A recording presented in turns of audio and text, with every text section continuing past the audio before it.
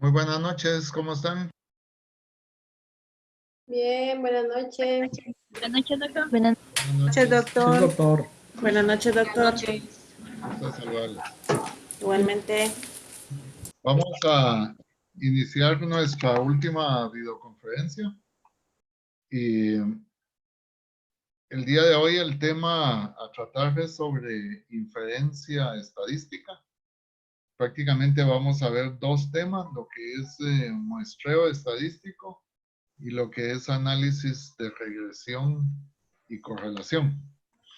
Entonces vamos a principiar con la parte de muestreo estadístico. Y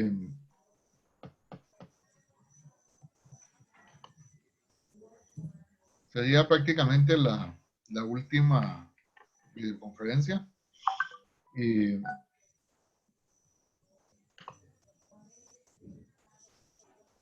tenemos que ver en este tema cómo nosotros podemos hacer para inferir en base a muestras.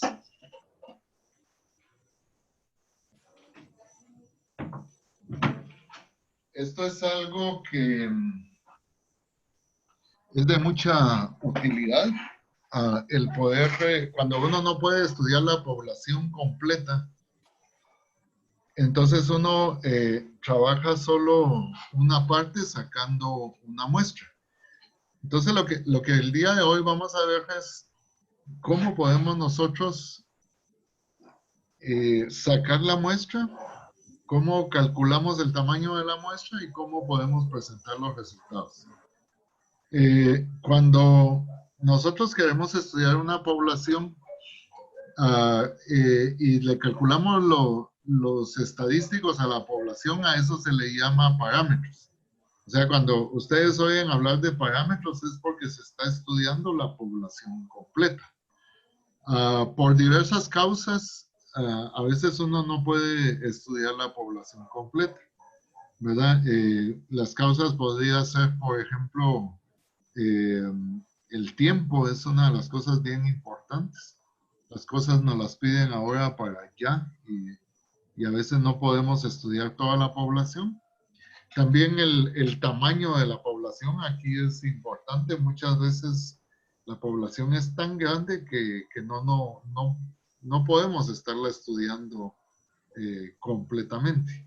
El costo también, ahí es importante.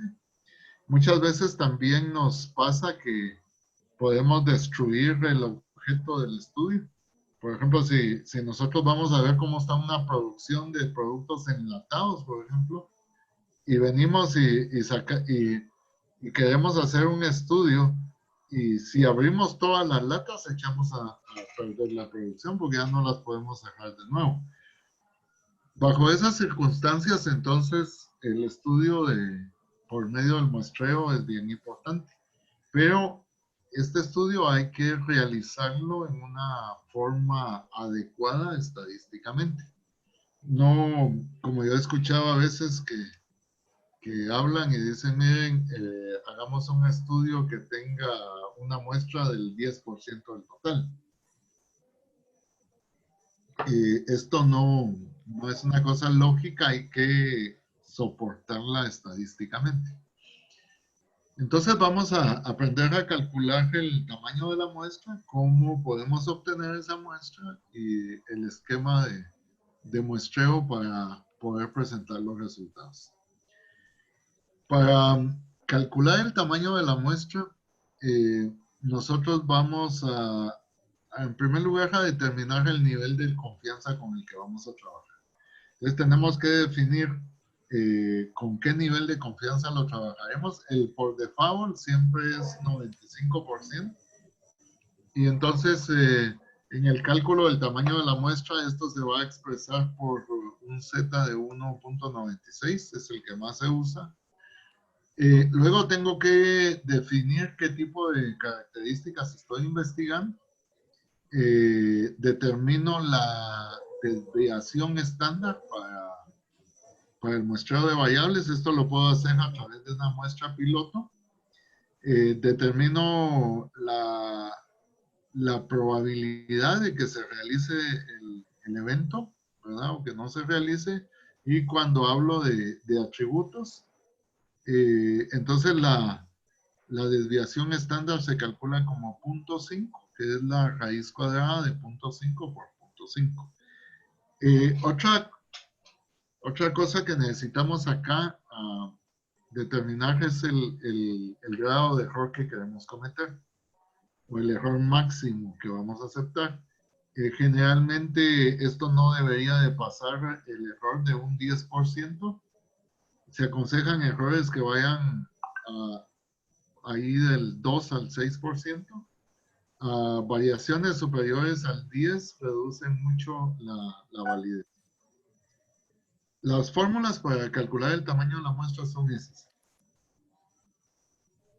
Como les explicaba, necesitamos la confiabilidad que se expresa con Z, la variabilidad que se representa con la desviación estándar o la varianza y el error, ¿verdad?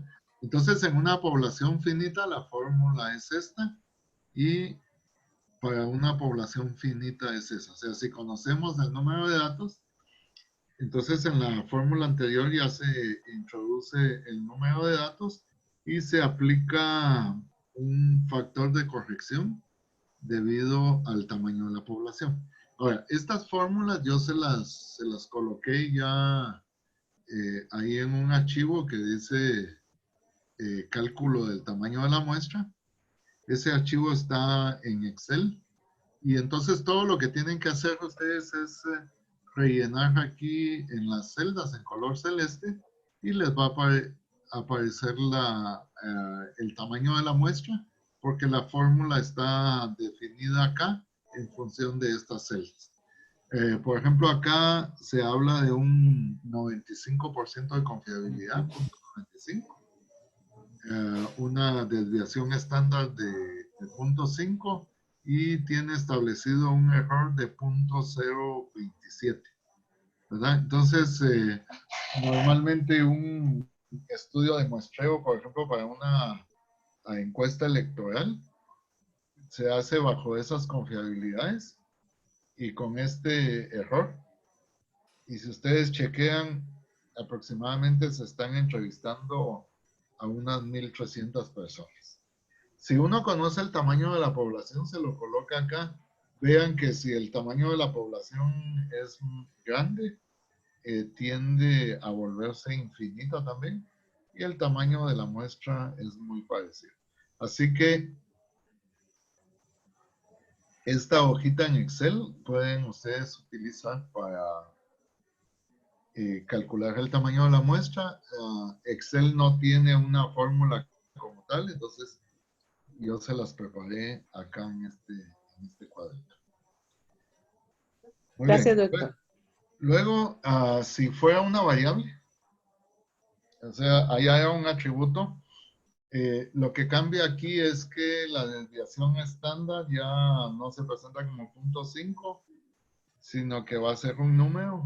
Acá, por ejemplo, es 200. Y el error se expresa, si se expresa en porcentaje, hay que multiplicarlo con aproximadamente la media que uno estaría esperando. Y entonces lo que se coloca aquí es un margen de error, ¿verdad? Un número.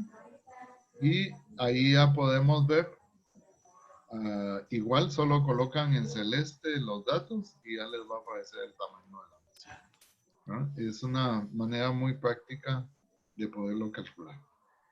Bueno, luego, la segunda situación aquí es, ¿cómo hago yo para obtener la muestra? O sea, ¿cómo recolecto la muestra? Entonces acá podemos realizar distintos tipos de muestreo.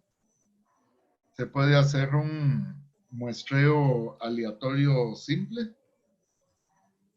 Podemos hacer también un sistemático, un estratificado o un muestreo por conglomerado. El aleatorio simple, ahí prácticamente escogeríamos todos los elementos de la muestra en una forma aleatoria Todos tienen la misma probabilidad de ser escogidos hasta que alcancemos el tamaño que necesitamos. En este tipo de muestreo uno tiene la lista de la población y entonces se escogen los elementos usando una tabla de números aleatorios.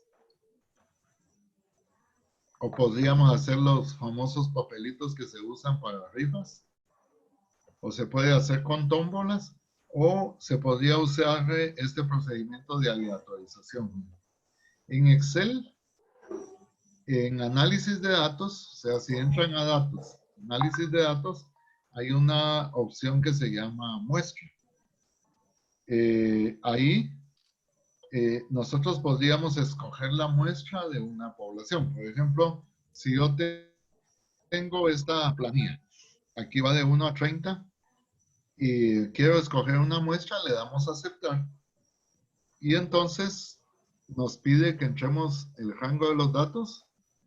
Aquí entro desde el dato número 1 hasta el dato número 30, ¿verdad? Desde la celda a B3 a B33. Y luego le indico acá que, bueno, por default va a estar marcado aleatorio, lo dejo ahí mismo. Y si yo quisiera una muestra de tamaño 5 de los 30, le coloco aquí 5. Luego, esto lo va a tirar a una hoja nueva o yo le puedo poner un rango de salida. Entonces, al darle a aceptar, me escoge mis elementos en una forma aleatoria. Los 30 elementos me va a escoger los 5. El otro procedimiento, o la otra forma como nosotros podemos escoger nuestra muestra, es a partir de una lista de elementos. Y la idea es que los escojamos igualmente espaciados en la lista. El primero se elige al azar y acá, digamos que si yo quiero escoger algo sistemático, significa que lo voy a escoger dejando un mismo intervalo entre cada uno de los elementos. Igual, hay una opción en datos, análisis de datos, muestra, ingreso mis datos y aquí en periódico le pongo cada cuánto quiero que escoja el elemento. ¿De dónde obtengo este 6? El 6 lo voy a escoger dividiendo el tamaño de la población dentro del tamaño de la muestra. Entonces, por ejemplo, si yo tengo una población de 30 y mi muestra es de 5, ¿verdad? Entonces divido 30 entre 5. Tendría que escoger mi elemento cada 6. Entonces, le pedí que lo sacara aquí mismo, miren, y aquí están los resultados. Se va a escoger el elemento número 6, el 12, el 18, el 24 y el 30. ¿Verdad? Están igualmente espaciados. Escojo mis 5 elementos de los 30 que tenía ahí. Este es un muestreo periódico. También se conoce como un muestreo sistemático. Luego tenemos el muestreo estratificado. Este lo vamos a utilizar cuando nosotros tenemos factores en donde podamos partir, digamos, la población total. Lo podemos partir a variables o poblaciones o estratos. Por ejemplo, podemos hablar de un muestreo estratificado donde tengamos hombres y mujeres o donde tengamos jóvenes, adultos y ancianos. La idea es que la muestra quede proporcionalmente repartida en relación a la población. Y luego cuando ya defino cuántos elementos voy a tomar de cada uno para la muestra, ya los puedo escoger aleatoriamente o sistemáticamente. Cuando extrapolamos los resultados a la población hay que tener en cuenta el tamaño relativo del estrato con respecto al total de la población. ¿Qué era lo que tendríamos que hacer acá? Acá formamos los estratos, por ejemplo, en esta planilla de trabajadores habían trabajadores en administración y en producción. Entonces, de los 30, hay 12 que son trabajadores de administración. Aquí los tenemos. Y el resto, que son 18, serían los de producción. Luego, digamos ya cuando nosotros los tenemos ordenados acá, entonces ya venimos y decimos, bueno, ¿cuánto es 12 de 30? ¿Verdad? Si dividen 12 dentro de 30 les va a dar 40%. Y entonces se escoge en la muestra un 40% también. O sea, si la población tiene un 40% de trabajadores de administración, la muestra debería de tener también un 40%. O sea, si la muestra tiene 5 elementos, el 40% serían 2. Entonces yo escojo 2 para administración y los otros 3 serían de producción, que en este caso representan un 60% del total. El muestreo por conglomerados es muy parecido. Acá la diferencia con el estratificado es que yo voy a tener ya naturalmente los grupos formados. Entonces veo el tamaño de cada grupo, le saco su porcentaje y igualmente la muestra debería de ser representativa, al igual que lo hicimos en el muestreo estratificado. Esas son 4 formas muy conocidas de obtener la muestra: a través de un aleatorio simple, a través de un sistemático, a través de un estratificado y a través de un conglomerado.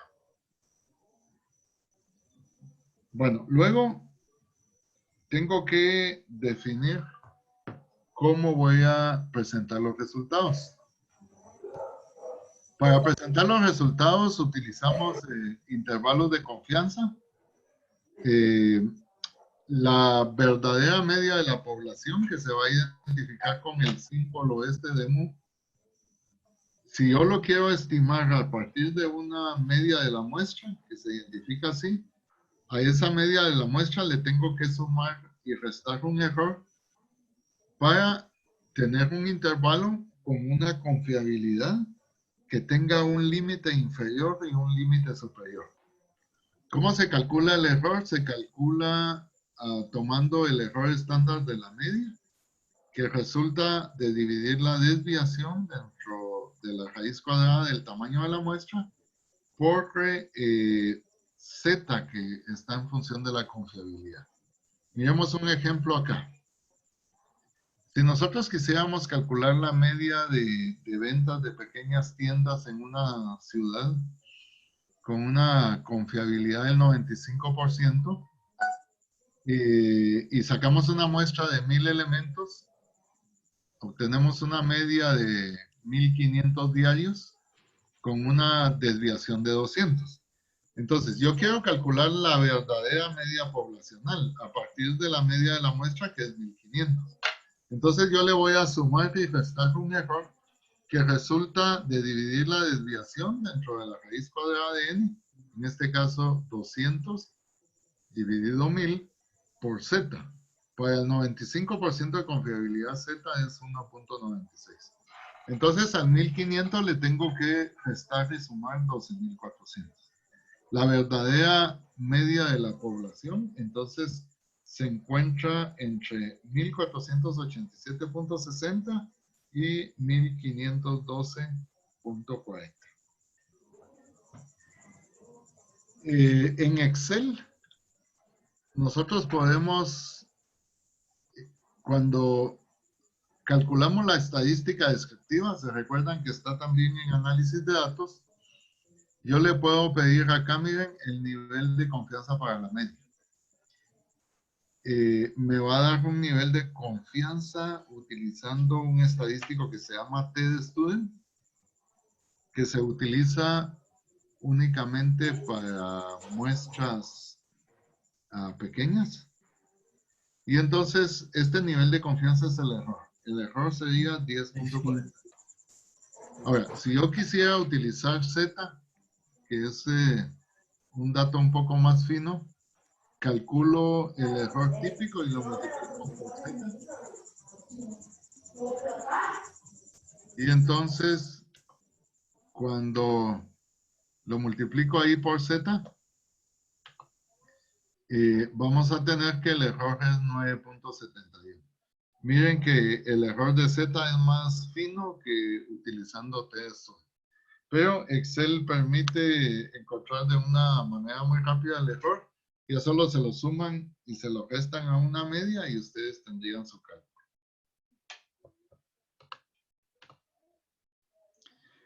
Ahora, si en lugar de una variable yo tengo un atributo, y normalmente en los atributos son porcentajes los que se calculan,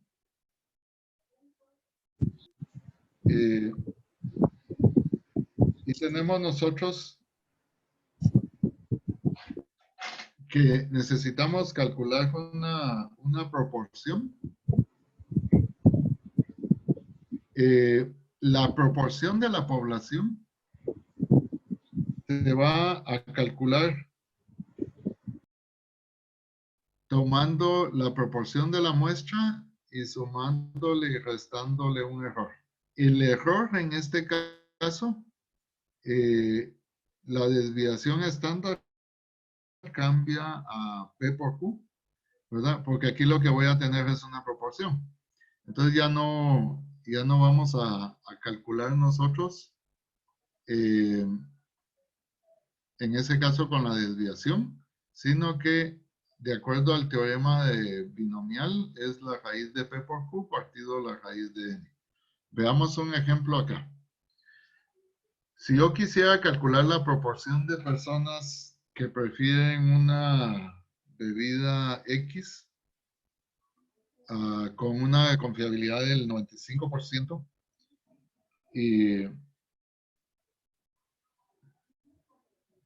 y saco una muestra de 900 tiendas y de la muestra 405 prefirieron la bebida, la proporción de la muestra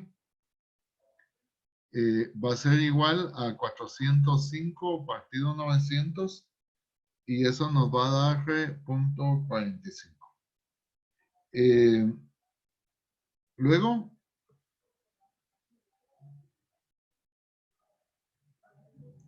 este punto 45 es el resultado de la muestra.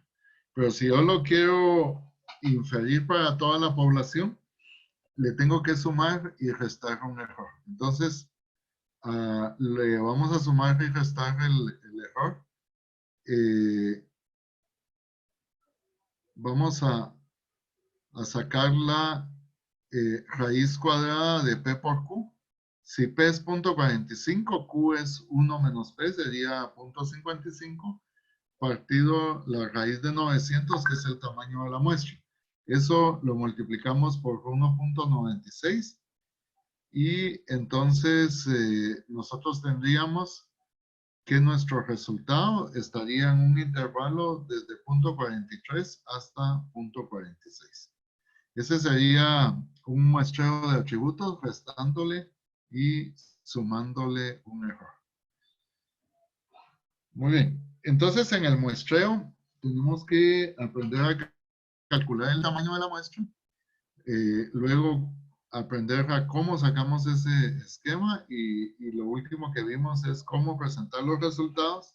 Esos resultados hay que presentarlos sumándole y restándole un error como un intervalo de confianza.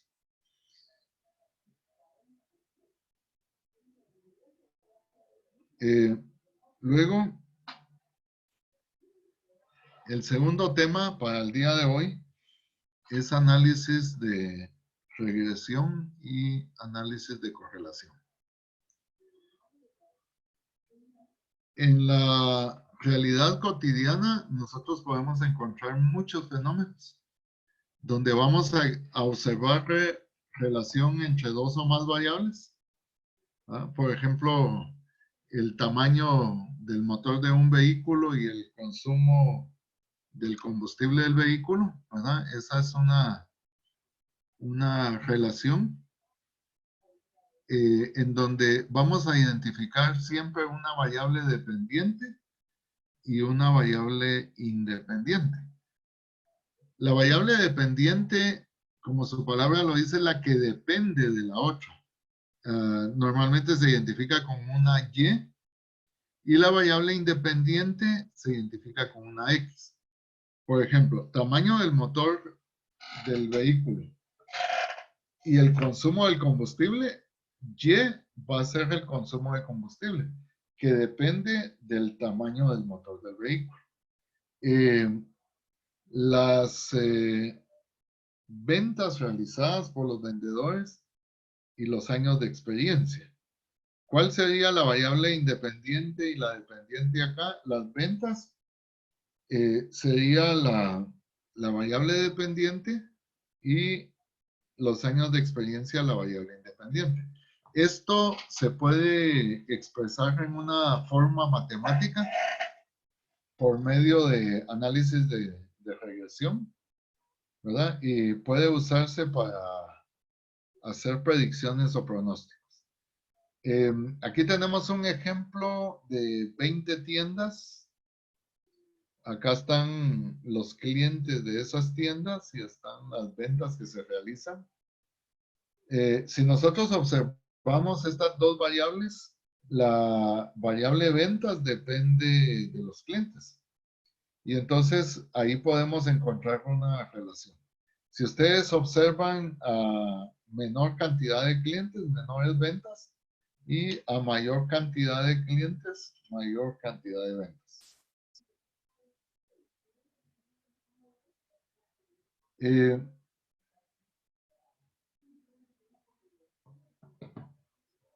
Esto se puede ver en una nube de dispersión como esta.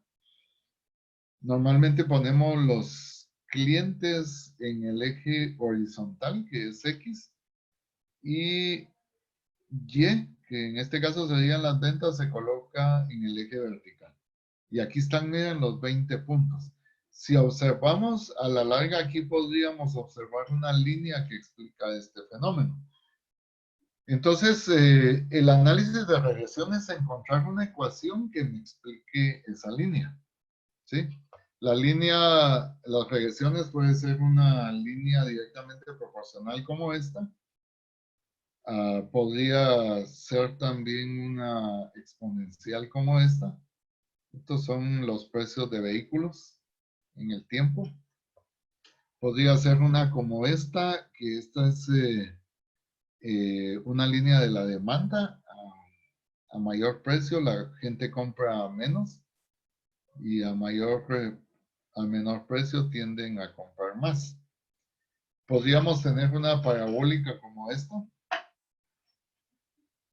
Estos son los errores en un primer día de trabajo de operarios en una maquinaria nueva.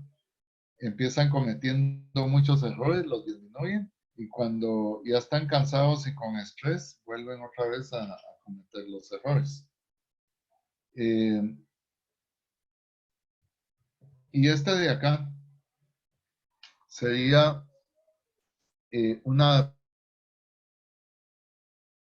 tipo geométrica, ¿verdad? En donde podríamos hablar del mantenimiento de una maquinaria. Si observamos esta del centro del lado izquierdo, aquí no existe ningún tipo de modelo, ¿verdad? No hay regresión prácticamente. ¿Cómo encontramos el modelo matemático? El modelo matemático, como vimos, puede ser una línea recta. Es el más simple. La línea recta se plantea en esta forma. Las ventas van a ser igual a un coeficiente A más un coeficiente B multiplicado por los clientes.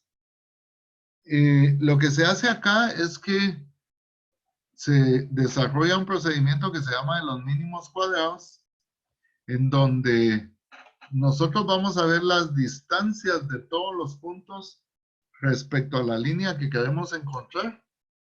Y lo que vamos a hacer es que esta línea debe de quedar en promedio, digamos, dentro de todos los puntos, de tal manera que la distancia de los puntos hacia la línea sea lo menos posible.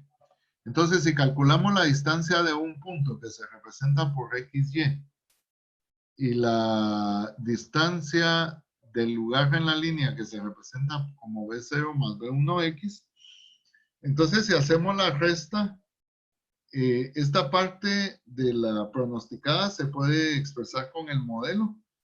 En lugar de A más BX, aquí dice B0 más B1X. En algunos libros se establece así. Y para que no se eliminen, porque esto queda exactamente en el centro, lo elevamos al cuadrado. Después que lo tenemos elevado al cuadrado, lo derivamos con respecto a B1 y B0. Lo derivamos porque una derivada igual a 0 nos puede presentar un mínimo o un máximo, o sea, donde la pendiente es 0, prácticamente ahí tenemos un mínimo o un máximo. Aquí estamos encontrando un mínimo. Después, por ecuaciones simultáneas, despejo el coeficiente B1 y el coeficiente B0, que son los que nosotros tenemos acá. ¿Qué necesitamos? Necesitamos una sumatoria de X por Y, una sumatoria de X, una de Y, la de X cuadrado, ¿verdad? Acá la de Y, aquí la de X, aquí el coeficiente que ya encontramos. Y en el ejemplo, lo que nosotros necesitamos es construir una tabla como esta. En esta tabla, nosotros colocamos X, Y. Luego multiplicamos X por Y. Aquí esto por esto. Luego sacamos X al cuadrado. O sea, este mismo X elevado al cuadrado. Y luego Y al cuadrado. Las sumatorias que están aquí abajo son las que nos van a estar sirviendo en este caso. Sustituyo. El coeficiente B va a ser igual a N, que son 20 datos. Lo multiplico por la sumatoria de X por Y, que es la que tenemos acá.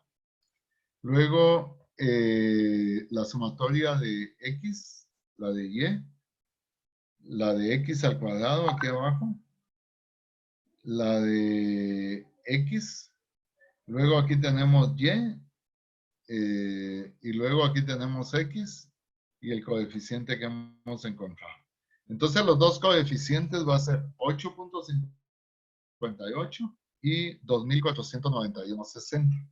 Si lo colocamos en el modelo, entonces vamos a decir que las ventas es igual a 2.491.60 más 8.5804 por ventas. Si yo quisiera utilizar esto para pronosticar, digamos, por ejemplo, si quiero pronosticar cuáles son las ventas si a mi negocio ingresan 700 clientes, entonces solo sustituyo el 700 en mi modelo encontrado y esto lo multiplico por este coeficiente más esto. Resulta que las ventas van a ser 8.497.82. Ahí encontré mi modelo matemático y tendríamos ya un modelo para poder pronosticar. Ahora, necesitamos saber si ese modelo es robusto. Y para eso tenemos que calcular el coeficiente de correlación. El coeficiente de correlación me dice qué tan relacionadas están dos variables. Lo perfecto es 1 si es directamente proporcional. y -1 si es inversamente proporcional.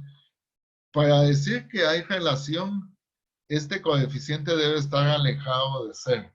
Lo más cercano a 1 o lo más cercano a -1 posible. Vean que para calcularlo, tomamos la variabilidad de x por y y lo dividimos entre la variabilidad de x multiplicado por la variabilidad de y. Entonces, vamos a tener acá que el mismo cuadrito que tenemos aquí calculado, tenemos x, x cuadrado y y cuadrado. Los colocamos acá y al despejar el valor nos va a dar 0.956. Ese coeficiente de correlación tengo que demostrar que es diferente a 0. ¿Cómo lo demuestro? Para demostrar que es diferente a 0 se plantea una hipótesis, pero hay un cuadro que está donde ya está resumida esa hipótesis. Y entonces lo que tengo que hacer es leer en esta tabla de valores críticos si mi coeficiente de correlación está por encima del valor que tira la tabla. ¿Cómo leemos la tabla? Tenemos que definir si la confiabilidad va a ser al 95% o si va a ser al 99%. Luego miro el número de elementos que ingresé al análisis. Aquí teníamos prácticamente 20 tiendas, ¿verdad? Eso es N. Y entonces leo acá y digo, bueno, ¿cuál es el mínimo que debería de tener? Es 0.44. O sea, de 0.44 hacia abajo, en un intervalo de confianza es como que estuviéramos hablando de 0. Si está por encima de eso, entonces nos dice que sí hay buena relación. Así que el coeficiente de correlación, yo tengo que leerlo contra, tendría que venirlo a leer contra este dato. Si está por encima, hay buena correlación. Y si no, la correlación es mala y entonces mi modelo matemático no va a ser como muy adecuado. Luego tenemos otro coeficiente que es el de determinación. Hay dos formas de calcularlo. Simplemente elevo al cuadrado el de correlación. Y ahí me va a dar 0.9158. Y también podría calcularlo dividiendo la suma de cuadrados de la regresión dividido la suma de cuadrados del total a través de estas fórmulas que están acá, ¿verdad? Las sumatorias me vuelven a servir, pero lo más práctico es solo elevarlo al cuadrado. ¿Qué me explica este coeficiente de determinación? El coeficiente de determinación me va a indicar a mí qué también explica la línea del fenómeno. Si tengo un 0.91, quiere decir que la línea solo alcanza a explicar el 91%. O sea que hay que es cerca de, vamos a ver, 8 punto algo ahí, 8.4, que no logro explicarlo con este modelo, con esa línea. Quiere decir que si restamos esto del 100%, ese sería el error de determinación. Generalmente se acepta como adecuado que este coeficiente esté arriba de 0.80. O sea, de 0.80 para arriba ya se considera adecuado. ¿Cómo lo hacemos con Excel? Lo podemos hacer por dos vías, a través de la nube de dispersión. Nosotros agarramos nuestros datos, le damos aquí insertar gráfica y buscamos la gráfica de dispersión y entonces ya nos da los datos. Luego nos situamos sobre cualquiera de los puntos. Acá. Con un clic derecho. Y ahí nos va a dar ya la ecuación y nos va a dar el coeficiente de determinación. ¿Verdad? Ahí ya nos estaría arrojando los datos aquí en agregar línea de tendencia, ¿verdad? Cuando le doy el clic derecho. Y entonces ya le pido que me presente la ecuación y el valor de R cuadrado. Y entonces ya vamos a ver que ahí nos presenta la forma. Una manera muy práctica de hacerlo.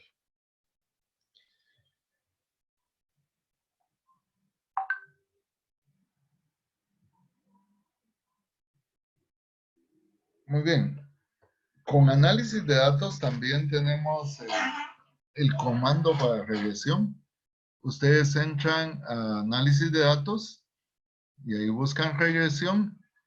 Me va a pedir el valor de Y, entonces lo ingreso, el valor de X. Le doy a aceptar y entonces me da un resultado parecido. Aquí está el coeficiente de correlación, el de determinación. Aquí está el valor de A y el valor de B. Con esto ya formo mi ecuación y ya sé qué es lo que está sucediendo por ahí. Bueno, luego podríamos nosotros agregarle más variables independientes. Y esto ya nos convierte en una regresión múltiple, ¿verdad? Entonces, podríamos ingresar muchas variables y el modelo de regresión múltiple va a ser igual a B0 más B1 por X1 más B2 por X2. O sea, va a tener tantos coeficientes como variables tenga, más la del origen, ¿verdad? Entonces, este ya es un modelo múltiple. Uno de 3 variables, por ejemplo, se representa en un 3D. Excel ya no soporta trabajar 3D, solo permite con 2 variables. Y vamos a ver este ejemplo. Dice que hay una empresa que vende productos de jardinería y cuando hizo la regresión simple, encontró que el modelo explicaba un 91.3%. Para analizar las ventas, se relacionó con anuncios que se estaban sacando en televisión. O sea, a más anuncios, más ventas. A menos anuncios, menos ventas. Luego, se quiere mejorar el modelo. Entonces, se le incluyó la temperatura. En un país con climas extremos, la temperatura es muy importante a la hora que nosotros queramos hacer jardinería. Y entonces, ingresamos la otra variable que es temperaturas. Esto ya solo se puede hacer en análisis de datos. Vamos a regresión de nuevo y la diferencia es que cuando metemos X, metemos las 2 variables de una vez. Y entonces ya nos va a arrojar el modelo ya con el coeficiente A, B y C. Entonces tendríamos que las ventas sería igual a 86.25 más 8.323 por X1 más 0.28 por X2. Y ese sería el modelo matemático, ¿verdad? Que nosotros tendríamos.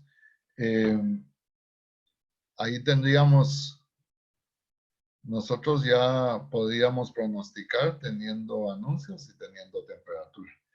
Sin embargo, aquí hay que hacer otro análisis, ¿verdad?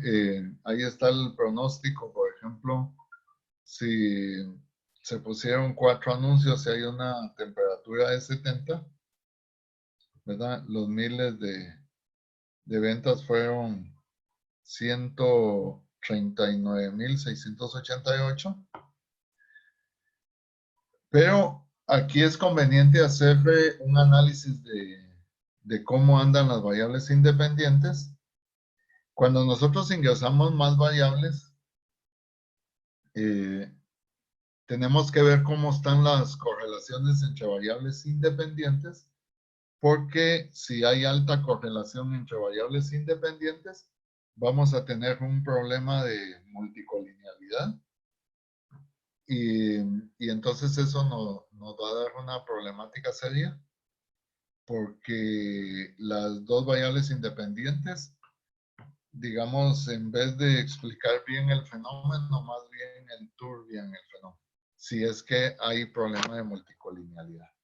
Entonces ingresamos análisis de datos, buscamos coeficiente de correlación, ahí entramos las tres variables juntas, y entonces nos va a salir esto. Si analizamos, las variables independientes tienen una correlación alta, porque debería, de acuerdo a la tabla, tener 0.707, y aquí tenemos tenemos 0.80, o sea, está por encima de esto. Eso quiere decir que tenemos que eliminar una de las variables. Tendríamos que eliminar la que contribuye menos contra la variable dependiente, que en este caso va a ser temperaturas. Entonces nosotros podemos corregir el error eliminando una de las variables, y prácticamente regresaríamos al modelo que nosotros teníamos originalmente acá con una sola variable independiente.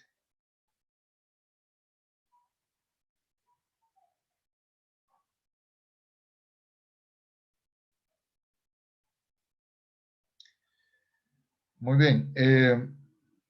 Esto es lo que el día de hoy prácticamente quería darles una vista rápido de lo que es muestreo estadístico y de lo que es el análisis de regresión y correlación. Hay videos específicos para cada uno de los cálculos. Para los cálculos en Excel también tienen ahí los videos para que puedan ustedes trabajar, ¿verdad? Así que con esto concluimos el día de hoy nuestra videoconferencia. Dejo ahí unos minutos para preguntas.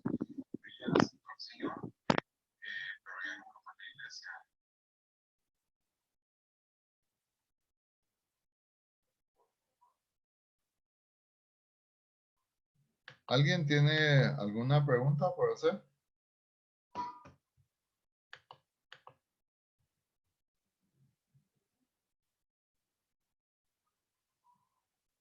Buenas noches, ingeniero. Le habla Alejandra. ¿Sí, Alejandra? Con respecto a el último tema, los tres problemas que menciona acá, a la hora de responder las preguntas que menciona, es en base únicamente a los resultados del coeficiente de determinación y de los cálculos sobre la varianza. Perdón, ¿de cuál problema en específico me está hablando? ¿Dónde está? Del último. En el último Dice, problema.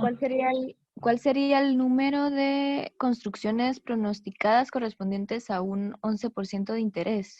Ok, usted tiene que encontrar la ecuación, y una vez que encuentra la ecuación, sustituye el valor de x por 11 y ahí va a obtener su resultado. O sea, tiene que hacer un pronóstico utilizando la ecuación. Es lo que mencionaba sobre la tabla en cuestión de la variable 1 por la variable 2, en la variable al cuadrado, la primera, y la variable 2 al cuadrado también. Sí, lo que pasa es que en Excel, o sea, eso es haciendo la mano. En Excel, usted solo le da un clic derecho y ahí le tira la ecuación. Entonces, en esa ecuación solo sustituye la X por 11% y ya obtiene el dato que anda buscando. O sea, A más BX. Ah, ok. Gracias, ingeniero. Ok.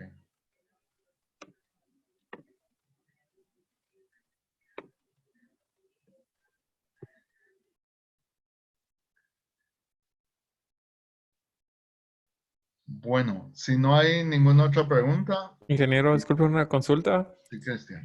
En la tarea 3.2, en la número 1, dice el valor promedio de las cuentas por cobrar de esta población. Es una pregunta. Entonces, a mí como ustedes mostraban en la presentación, que dan dos resultados, digamos 774.04 y 245.95. ¿Esa es la respuesta? ¿No tendría que restar nada más? Sí, es un intervalo con un límite Ajá. menor y un límite superior, ¿verdad?